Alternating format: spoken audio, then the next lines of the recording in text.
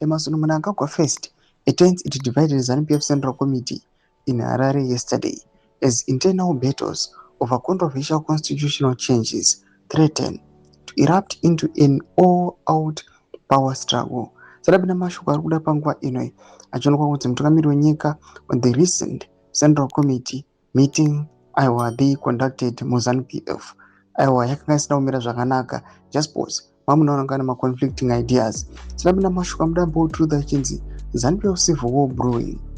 Mnangagwa push his term extension as the Chiwenga digs in. But about subscribe or like out on the bell icon. Team now Mobile Mchinzi.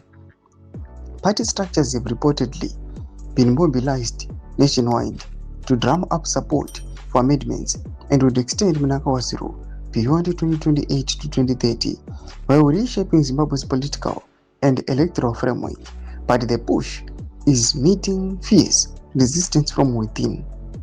Vice President Constantine Chiwenga, backed by sections of the military establishment, is said to be strongly opposed to the extension, reflecting growing unease over the presidency's grip on power.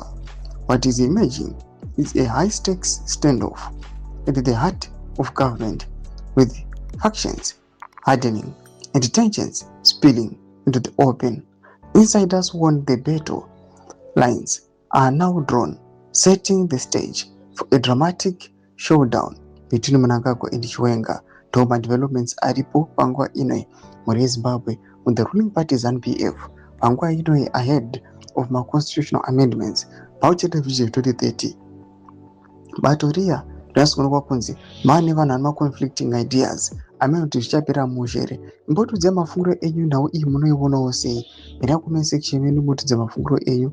Musakangana subscribe or like. Ponchete on the bell icon.